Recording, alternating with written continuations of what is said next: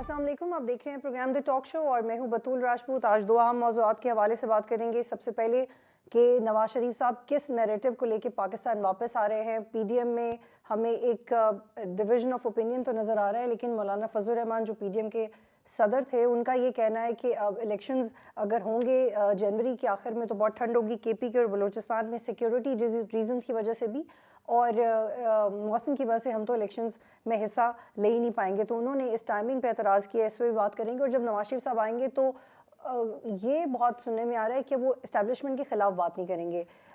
पिछले कुछ अरसे में जब नवाज शरीफ साहब की मकबूलियत में इजाफा हुआ तो वो इसी वजह से था कि उन्होंने कुछ लोगों के नाम लेके बात की, लेकिन अब उनको अपने वोटर को अट्रैक्ट करने के लिए क्या होगा। और माजी में ये बड़ा फैक्ट रहा है कि इलेक्शन के करीब कुछ जमातें इंटायर एस्टेब्लिशमेंट नरेटिव अख्तियार कर लेती हैं, कुछ के पास परफॉर्मेंस का नरेटिव होता है, लेकिन एग्जैक्टली पीएमएलएन के पास क्या है, इस पर भी बात करेंगे। और प्रोग्राम के दूसरे हिस्से में ये बात करेंगे कि भारत में अफ़गानिस्तान का सफारत खाना बंद कर दिया गया है। जो डिप्लोमेटिक एटमॉस्फेयर अफ़गान को चाहिए था इंडिया में, वो नहीं मिल रहा है। इसकी क्या वजूहात हैं और पाकिस्तान इस अपॉर्चुनिटी पे किस तरह से कैपिटलाइज कर सकता है। इस वक्त मेरे साथ उज़मा कारदार साहिबा मौजूद हैं, मुस्लिम लीग नवाज से, जुल्फ़िकार बदर साहब मुझे ज्वाइन करें पाकिस्तान पीपल्स पार्टी से, और सलमान आबिद साहब भी मुझे ज्वाइन करेंगे। बहुत शुक्रिया आप दोनों का। उज़मा साहिबा, आप ये बताइएगा कि बहुत सारी तारीखें दी गई और अब इवेंचुअली अगले महीने की 21 को, इस महीने की 21 को नवाज शरीफ साहब वापस आ रहे हैं, लेकिन वो जो बैगेज है उनके कंधों पे पीडीएम की परफॉर्मेंस का, उस पे उनकी क्या तैयारी है? तो बहुत मुझे अपने प्रोग्राम में बिल्कुल कोई बहुत सारी तारीखें नहीं दी गई। हमेशा से पता था कि जब इलेक्शन के करीब उन्होंने जो कैंपेन है मुस्लिम लीग नून की, वो खुद उसको हेड करेंगे, तो उनका आना तभी बनता था जब इलेक्शन जो है वो नजदीक आए। उसकी कोई डेट जो है वो, जिस तरह अब हमें बताया जा रहा है कि जनवरी के एंड में, मोस्ट प्रोबेबली या फरवरी के शुरू में इलेक्शन का अंदिया दिया गया है, तो उससे पहले उनका आने का कोई वो फायदा नहीं था, क्योंकि वो कोई लेवल प्लेइंग फील्ड तो थी नहीं, और आके वो उन्होंने क्या इस तरह से मतलब करना था। दूसरे ये है कि जो एक बयानिया था, वो आप सबको पता है कि जिन जिन किरदारों ने उनके खिलाफ साजिश की, एक आपको पता है कि पूरा एक प्रोजेक्ट 2018 में लॉन्च किया गया था, जो अब गले पड़ चुका है, समझ नहीं आ रही कि अब उसको करना क्या है। तो वो उसमें जिन जिन किरदारों ने नाइंसाफ़ी की थी मियां नवाज शरीफ के साथ, वो सब अपने कैफरी किरदार तक आहिस्ता आहिस्ता पहुंच रहे हैं। और वो अल्लाह ताला को उन्होंने अपना मामला सौंप दिया था। मियां नवाज शरीफ ने, उन्होंने कहा था कि मैं बिल्कुल अल्लाह के हाथ में सब कुछ देता हूँ, वो मुझे इंसाफ देगा। तो सबके सामने जो हालात और वाक़यात हो रहे हैं, और जो उनके साथ ज़्यादतियाँ हुई, जो कुछ उन्होंने नाम लिए थे, वो सब हैं। लेकिन उन्होंने अब ये फ़ैसला किया है कि मुल्क के एक वसीतर मफाद में जो टकराव की एक सियासत है, उसको बस पुश डाल के अब सिर्फ मुल्क का सोचना है कि किस तरह मुल्क को आगे लेके, जिस गर्दाब में फंसा हुआ है पाकिस्तान, उसको आगे कैसे ठीक है लेके बढ़ना कारदार साहब, है। आप और काइंडली उसके मेरे साथ रुकिएगा, मैं इसी पॉइंट को आके लेके जाती हूँ। जुल्फ़िकार बदर साहब, आपकी पार्टी से भी एतराज़ आता रहा कि लेवल प्लेइंग फील्ड नहीं है। पहले लगा कि बिलावल भुट्टो साहब शायद इस्टेब्लिशमेंट की तरफ इशारा करें, फिर ये लगा कि आप अपनी इत्तेहादी जमात पीएमएलएन की बात करें। अब आपको लगता है कि लेवल प्लेइंग फील्ड हो गई है, क्योंकि कुछ दिनों पहले तक आपको लग रहा था कि नहीं है? बिस्मिल्लाहिर्रहमानिर्रहीम, बहुत शुक्रिया आपने अपने प्रोग्राम में बुलाया। देखिए, असल बात ये है कि लेवल प्लेइंग फील्ड की जब बात कर रहे थे बिलावल साहब, वो इस हवाले से थी कि पाकिस्तान के अंदर तमाम पॉलिटिकल पार्टीज को लेवल प्लेइंग फील्ड हो, और फिर सिंध के अंदर तरक्याती काम चल रहे थे, ख़ास तौर पे सैलाब ज़दगान के हवाले से और उनकी इंफ्रास्ट्रक्चर बिल्डिंग के हवाले से उनको रोक दिया गया था, और पंजाब और बाकी पाकिस्तान के अंदर वो काम चल रहे थे। तो जब तक इलेक्शन का स्केड्यूल अनाउंस नहीं होता, उस टाइम तक कोई भी तरक्याती काम को रोकना सरासर ज्यादती होती है, और वो एक लेवल प्लेइंग फील्ड से हट के बात होती है। तो उस टाइम पे चूंकि बाकी पाकिस्तान में सिंध के अलावा हो रहे थे, तो उन्होंने पीएमएलएन को कहा कि आज भी पीएमएलएन के हवाले से बहुत सारे ऐसे लोग हैं जो गवर्नमेंट के अंदर हैं, उन्होंने कहा कि अगर आप उनसे अपने काम करवा सकते हैं तो सिंध के तरक्याती काम भी नहीं रुकने चाहिए। تو انہوں نے ایک وہ پی ایم ایل این چونکہ اس کے ساتھ ایک اچھا تعلق، ایک 16 ماہ کی اچھی پروفیشنل ورکنگ ریلیشن تھا، تو انہوں نے وہ بات اس لیے پی ایم ایل این سے کی، اور اس میں کوئی بری بات بھی نہیں ٹھیک ہے تھی، کوئی ذوالفقار اعتراض بھٹو والی صاحب، بات اس کا بھی جواب نہیں تھی دیجیے گا، پھر مجھے کہ سلمان اگر عابد کو بھی کسی بھی شامل کرنا ہے. پارٹی سے ٹھیک ٹھیک، نون لیگ کی طرف سے تو ایک کلیئرٹی آ رہی ہے جب ہم آف دا ریکٹ بھی بات کرتے ہیں کہ at least entire establishment narrative کو اوائڈ کرنا ہے، لیکن ماضی میں جو نواز شریف کے سیاست کرنے کا طریقہ رہا ہے یہ بڑا مشکل ہے کہ وہ یہ کیسے کریں گے. اگر یہ بات شہباز شریف کرتے تو کچھ سمجھ بھی آتا، لیکن نواز شریف یہ کیسے کریں گے، کیونکہ ان کے اوپر 2 کتابیں لکھی جا چکی ہیں، ان کا جو کنڈکٹ تھا پولیٹیکلی، اور he was always very straight forward with establishment, لیکن اس دفعہ وہ کیسے اور کیوں کریں گے. انہوں نے ایٹ لیسٹ اپنی پوزیشن کلیئر کی ہے ان کی پارٹی کے لوگوں نے آف دا ریکٹ. لیکن آپ لوگوں کا کیا اسٹریٹجی ہے، کیا ہے آپ نے الیکشن میں آپ کی کیا اسٹریٹجی ہے؟ دیکھیے، ہم تو یہ سمجھتے ہیں میاں صاحب کو پاکستان سے جانا چاہیے تھا، پاکستان میں رہنا چاہیے تھا، مقدمات فیس کرنے چاہیے تھے، لیکن معاملہ اس نوعیت کا تھا کہ میاں صاحب گئے، انہوں نے اپنا علاج کرایا، اور انہیں اچھی بات ہے، ان کو آنا چاہیے اور مقدمات کا سامنا کرنا چاہیے. اور الیکشن کے اندر تو جو ہے وہ اپنی ہر پارٹی نے اپنے اپنے نشان پہ، اپنے اپنے مینیفیسٹو اور آئیڈیالوجی پہ لڑنا ہے. ہمیں تو اس چیز سے کوئی پرابلم نہیں ہے کہ میاں صاحب آ رہے ہیں تو الیکشن کے اندر کوئی ہمیں پرابلم ہوگی. ہمیں اچھی چیز یہ ہے کہ میاں صاحب ایک تجربے کار اور سینئر آدمی ہے، ان کو اپنے ماضی کے تجربات سے اب سیکھنا چاہیے کہ اسٹیبلشمنٹ اور اداروں کے ساتھ ٹکراؤ سے جو ملک کو نقصان پہنچتا ہے وہ شاید اب نہ کریں. تو ٹھیک ہے، یہ اب ٹھیک وقت اور حالات ہی بتائیں گے کہ میاں صاحب کا کیا سٹانس ہوتا ہے. ٹھیک ہے، آپ کائنڈلی میرے ساتھ رہیے. سلمان عابد صاحب آپ بتائیں، بالخصوص ابھی پی ایم ایل این کے بارے میں بات کرتے ہیں. ایک دفعہ ان کی ایک رکن نے ٹی وی کے اوپر بھی کہا کہ اوائڈ کریں گے، اسٹیبلشمنٹ کے خلاف بات نہیں کرنی، فوج کے خلاف بات نہیں کرنی. لیکن اس میں بھی کوئی دو رائے نہیں ہے کہ پچھلے کچھ عرصے میں جو نون لیگ کی بھی پاپولیرٹی تھی، وہ مریم نواز صاحبہ کی، چاہے وہ لندن سے ہو یہاں پہ، وہ ان کے کچھ ایسے اسٹریٹ فارورڈ بیانات تھے. لیکن اب بہت میٹنگز چل رہی ہیں لندن میں، آپ کے پاس کیا خبر ہے، کیا یہ اس کو مینٹین کر پائیں گے جو سوچ رہی ہے نون لیگ کی قیادت لندن میں بیٹھ کے کہ اسٹیبلشمنٹ کے خلاف بات نہیں کرنی؟ دیکھیے، نون لیگ نے تو پلان یہ کیا تھا کہ وہ ایک اینٹی اسٹیبلشمنٹ سٹانس بنائے گی تاکہ ان کی پاپولیرٹی کو چیلنج کیا جا سکے، کیونکہ جیل میں ہے اور وہ اپنے آپ کو اینٹی اسٹیبلشمنٹ کے طور پر پیش کر رہے ہیں. تو نواز شریف کا اور کچھ لوگوں کے، ان کے ساتھیوں کا خیال تھا کہ آپ کو بھی اینٹی اسٹیبلشمنٹ سٹانس لینا چاہیے.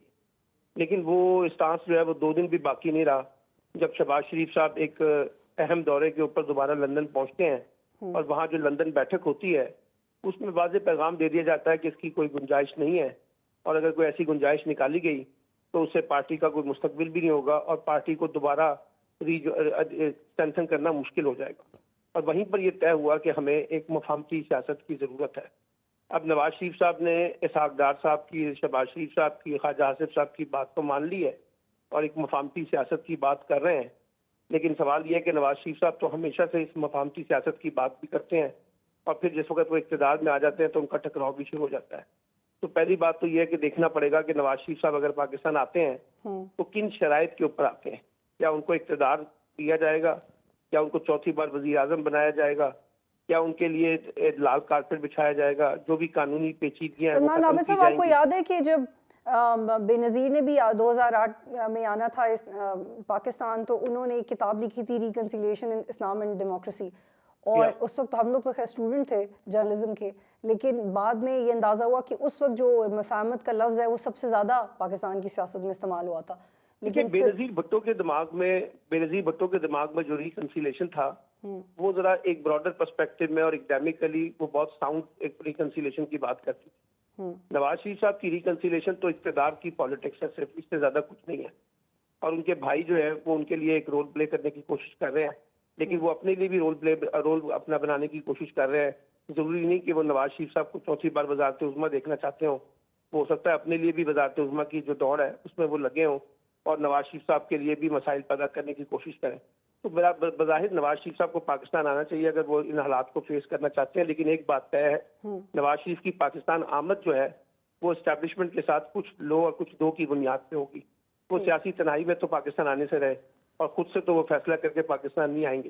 اور ابھی بھی ان کے آنے میں جو کچھ تھوڑے بہت مسائل ہیں اس کے لیے ان کو پاکستان سے کچھ گارنٹیاں چاہیے. وہ گارنٹیاں مل جائیں گی تو پھر وہ ضرور پاکستان تشریف لائیں گے, الیکشن میں بھی حصہ لیں گے. لیکن ایک اور بات میں آپ کو کہنا چاہتا ہوں بطول, اگر نواز شریف صاحب پاکستان آئیں گے تو پھر عمران خان کو جیل میں رکھنا بڑا مشکل ہو جائے گا, اور اگر عمران خان جیل میں رہتے ہیں تو وہ اور زیادہ خطرناک ہو جائیں گے. اور سب سے بڑی بات یہ ہے کہ نواز شریف صاحب کے پاس بیانیہ کیا ہے. اب اگر انہوں نے اسٹیبلشمنٹ کے خلاف بھی نہیں بولنا تو وہ 1997 اور 1999 کی 2013 کی ڈیولپمنٹ کی باتیں کرتے جی رہیں گے. بالکل, اس کے اوپر بات کرتے ہیں, ایک بریک لیتے ہیں پھر واپس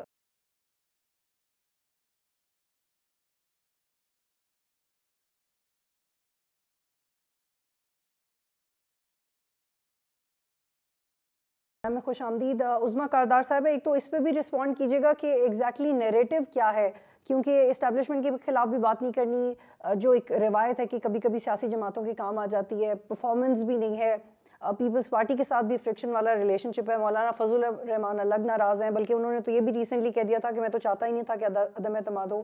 تو آپ کن بنیادوں پہ نون لیگ بنائے گی اپنا بیانیہ, کیونکہ یہ تو ابھی لوگوں کو سمجھ آ گیا, اور سوشل میڈیا کے دور میں کنونس کرنا بھی اتنا آسان نہیں ہوتا کہ وہ آئیں گے تو پاکستان کی تاریخ بدل دیں گے.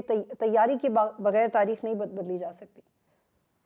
دیکھیں بات ساری یہ ہے کہ نواز شریف صاحب کے ساتھ نہایت ناانصافی ہوئی تھی جب ان کو ایک پیناما کیس میں اقامے کی بنیاد پہ ان کو نااہل کر دیا گیا تھا.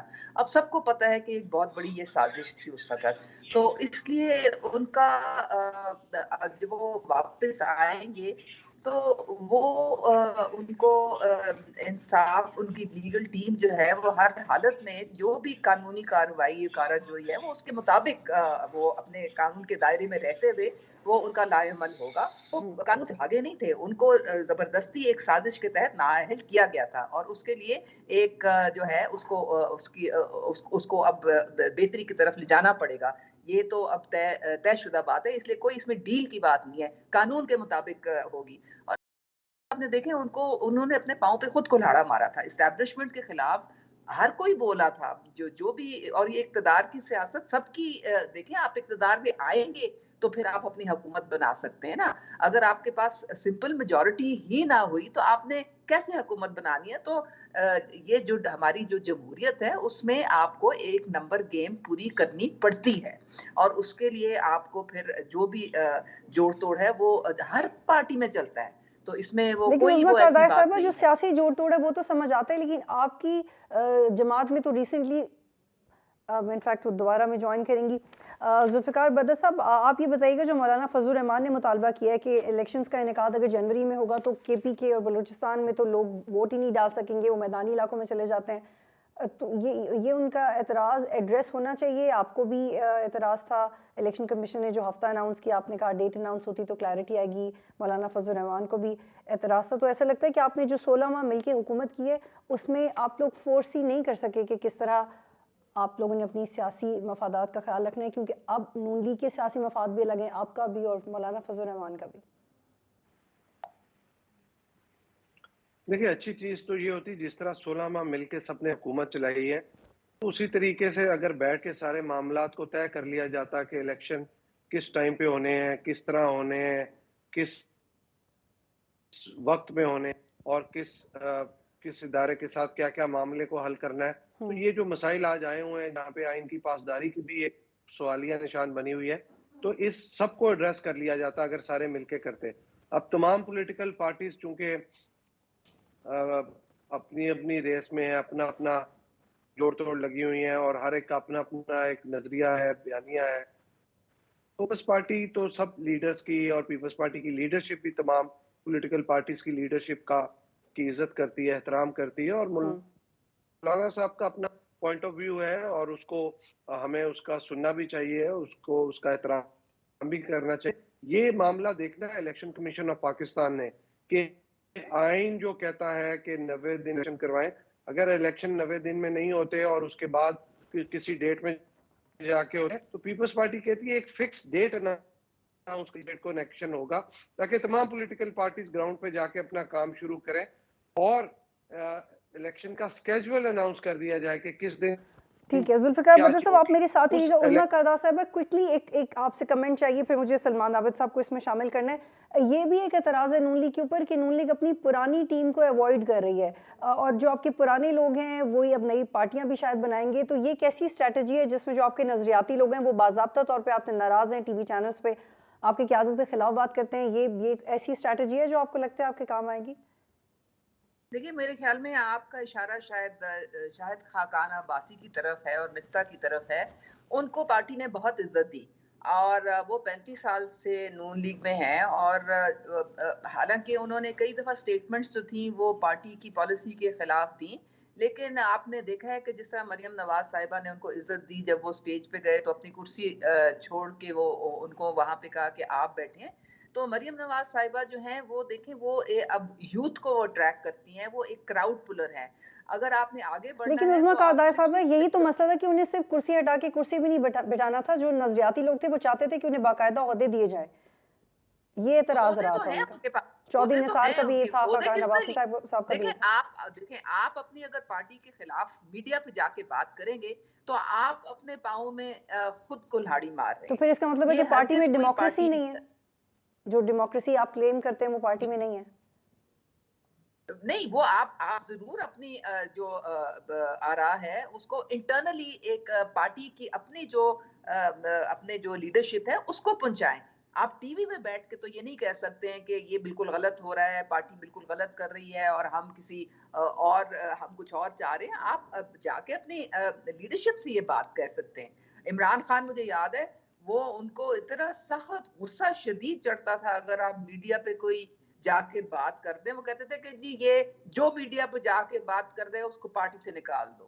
تو یہ کوئی نہیں برداشت کرتا. آپ نے پارٹی کا ڈسپلن مینٹین کرنا ہوتا ہے, صرف یہ پرابلم ہے. اگر ان کو کوئی اعتراض ہے یا کوئی ان کے ڈفرینس آف اوپینین ہے تو جا کے نواز شریف صاحب سے خود بات کریں, یا شہباز شریف سے خود بات کریں, یا مریم نواز سے خود بات کریں. ٹھیک ہے. سلمان عابد صاحب آپ سن رہے تھے, اس پہ بھی کمنٹ کریں کہ کیسے فلرش کرے گی نون لیگ اپنے پرانے نظریاتی. آپ کو یاد ہے کہ چودھری نثار نے جب جی پہ الیکشن لڑا تھا تو کیوں لڑا تھا, تب انہیں کیا اعتراضات تھے, خاقان عباسی صاحب کو کیا اعتراضات تھے, مفتاح اسماعیل صاحب کو کیا اعتراض. ان لوگوں کے بغیر نون لیگ کیا کرے گی ابھی جو ان کے نظریاتی پرانے لوگ رہے؟ مسلم لیگ نون کی اصل طاقت تو پنجاب ہے. سندھ میں تو مسلم لیگ کا کوئی بہت زیادہ اثر و نفوذ نہیں ہے. کے پی کے میں بھی شاید اس طرح کا اثر و نفوذ نہ ہو, بلوچستان میں بھی نہیں ہے. تو ان کا تو ٹارگٹ ہی اس وقت پنجاب ہے, اور پنجاب میں بھی سینٹرل پنجاب کے اوپر وہ بیس کر کے بیٹھے ہوئے ہیں.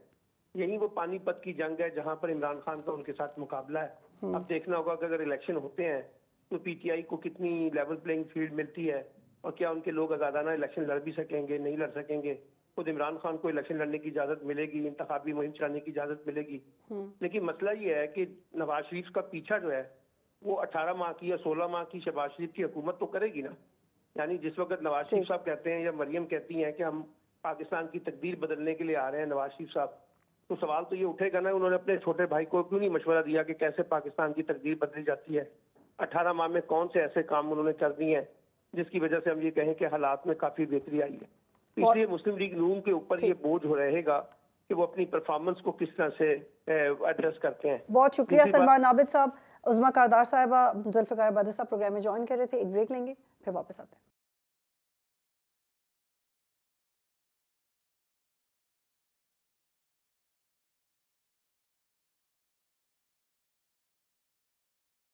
پروگرام میں خوش آمدید. اس وقت مجھے احسان اللہ ٹیپو مسعود صاحب نے جوائن کیا خراسان ڈائری سے, اور کے پی کے سینئر جرنلسٹ عقیل یوسف زئی صاحب میرے ساتھ موجود ہیں. ایک بہت عام ڈیولپمنٹ جس کو ڈسکس کرنا بہت ضروری ہے کہ بھارت میں افغانی ایمبیسی کو بند کر دیا گیا, اور اس کی وجہ یہ بتائی گئی ہے کہ ڈپلومیٹک کمفرٹ افغانیز کے لیے انڈیا میں نہیں ہے, اور یہ ایک بڑی اپرچونٹی ہے جس پہ کیپٹلائز کر سکتا ہے پاکستان. کس طرح سے, کیونکہ وہی بھارت ہے. آئی بین فریکوینٹلی ٹریولنگ ٹو افغانستان, اور میں نے اپنی آنکھوں سے بہت زیادہ بھارتی انفلوئنس دیکھا بھی ہے, اور میڈیا میں رپورٹ بھی ہوا ہے. اب وہ انفلوئنس اتنا کم ہوتا جا رہا ہے کہ بھارت میں ہمیں افغانی ایمبیسی کام کرتی ہوئی دکھائی نہیں دے رہی. یہ ایک بہت بڑی ڈیولپمنٹ ہے, اس پہ تفصیل سے بات کریں گے. عقیل یوسف زئی صاحب, آپ بتائیے گا, ریسنٹلی افغانستان میں جو گروپس ہیں جو دہشت گرد عناصر ہیں اور وہ بڑے افیکٹولی کام بھی کر رہے ہیں, پڑوسی ممالک اس بات سے پریشان بھی ہیں, اس پورے کانٹیکسٹ میں بھارت میں افغانی ایمبیسی کا بند ہو جانا, what does that mean for you? Aqeel یوسف زئی صاحب. بہت شکریہ. میرے خیال میں خطے میں بہت بڑی تبدیلیاں ہو رہی ہے سفارتی سطح پر. और खासकर जो क्रॉस बॉर्डर टेररिज्म के हवाले से है या बाद ममालिक के दरमियान एक नई अंडरस्टैंडिंग की कोशिशों के हवाले से है, तो ये भी एक पेशरफ्त है जिसका बिलाशुबा पाकिस्तान फायदा उठा भी सकता है, पाकिस्तान को इसका फायदा उठाना भी चाहिए। और आपको याद भी होगा कि अफगानिस्तान के मामलात में भारत का एक खामोश और बहुत पुरअसरार मगर बहुत अहम किरदार रहा है हमेशा हर दौर में। और यही वजह है कि पाकिस्तान ओवर सेंसिटिव भी है इंडिया के रोल के हवाले से हर दौर में, चाहे वो तालिबान का दौर हो, चाहे वो हामिद करज़ई साहब का हो, डॉक्टर नजीबुल्लाह साहब का हो या अशरफ गनी साहब का हो। और फिर आपने देखा भी कि गुज़श्ता रोज एक और डेवलपमेंट भी हुई है मॉस्को में, जहां पर एक कॉन्फ्रेंस हुई है अफगानिस्तान के हवाले से। उसमें अगरचे पाकिस्तान पर या दीगर ममालिक पर होने वाले हमलों या जो खदशात है या जो इत्तलात है उस पर तशवीश का इजहार किया गया है, और जो नॉन स्टेक एक्टर्स है अफगानिस्तान के अंदर TTP समेत उनको लगाम देने की बात की गई, मुतालबा किया गया है। तो मेरे ख्याल में एक नई अंडरस्टैंडिंग बन रही है चाइना, रशिया, ईरान और पाकिस्तान के दरमियान। और अगर यही सूरत हाल जारी रही और ये जो गैर मुतवक्के फैसला आया है भारत के खिलाफ, ये भारत के खिलाफ है बिल्कुल के इतने अहम मुल्क जिसने उन चंद ममालिक में था जिसने जाकर एक बार फिर तालिबान रिजीम के कंट्रोल के बाद वहां पर सफारत खाना खोल दिया था, और उसके अपने बड़े मकासद भी है, वहां पर उनकी बहुत से प्रोजेक्ट्स भी चल रहे हैं चाइना के और इंडिया के। तो मेरे ख्याल में एक बड़ा दचका है, मगर इस दचके से पाकिस्तान ने कौन सा फायदा उठाना है, इसलिए कि इंडिया ऑलरेडी मुख्तलिफ शोबों में या इंटरनेशनली वो आजकल काफी मुश्किल में है। तो पाकिस्तान के लिए ये अच्छी खबर है। अलबत्ता पाकिस्तान पर जो हमले हो रहे हैं वो तशवीशनाक है। एहसान उल्लाह टीपू मसूद साहब, अक़वाम मुत्तहिदा के मुताबिक अफगानिस्तान के 38 मिलियन अफराद ऐसे हैं जो बिलो पावर्टी लाइन रहते हैं, और इनमें से 2/3 को इंसानी इमदाद की ज़रूरत है। ऐसी सूरत हाल में भारत अफगानिस्तान में एम्बेसी बंद कर रहा है, और ये वही भारत है जो बिलियंस के प्रोजेक्ट्स लगाता था, अफगान सोल्जर्स को ट्रेनिंग के लिए भारत बुलाया जाता था, इकट्ठे एक्सरसाइजेज होती थी। आहिस्ता आहिस्ता भारत का असर रसूख इतना कम क्यों होता जा रहा है अफगानिस्तान के अंदर? ये तो एक्सपेक्टेड था कि तालिबान की हुकूमत आने के बाद, क्योंकि एक नजरियाती इख्तिलाफ भी है और तालिबान जो है वो खुद को एक आइडियोलॉजिकल फोर्स कहते हैं, वो एक प्योर जिहादी एंटिटी है, तो वो तो बिल्कुल एक्सपेक्टेड था। और अभी भी यानी भारत की तरफ से कोशिश हो रही है कि तालिबान के साथ वो मामला ठीक करें, वो इन्वेस्टमेंट की भी बात हो रही है, वो फ्री वीजा और स्टूडेंट वीजा और हेल्थ केयर के हवाले से भी, के उस हवाले से भी यानी भारत इंडिया की जो हुकूमत है वो तो जिस तरह पिछली हुकूमतों में अशरफ गनी और अहमद करज़ई की हुकूमतों के दौरान वो फैसिलिटेट करते थे अफगान शहरियों को, उसकी बात हो रही है। और फिर एक अहम डेवलपमेंट बीच में ये हुई थी कि 15 अगस्त के बाद जब तालिबान ने टेक ओवर किया अफगानिस्तान में, तो सैकड़ों की तादाद में जो अफगान नेशनल आर्मी के कैडेट्स थे तो वो इंडिया में थे, और इंडियन जो मिलिट्री अकेडमी है वहां से वो ट्रेनिंग ले रहे थे, तो वो भी, और उसमें कुछ लोग आए भी हैं वापस अफगानिस्तान। तो इंडिया का तो एक कलीदी किरदार रहा है, माजी में भी रहा है, चाहे जिसकी भी हुकूमत हो, और अभी भी उनकी पूरी कोशिश है कि दोबारा से वो अफगान तालिबान के साथ भी मामला ठीक करें।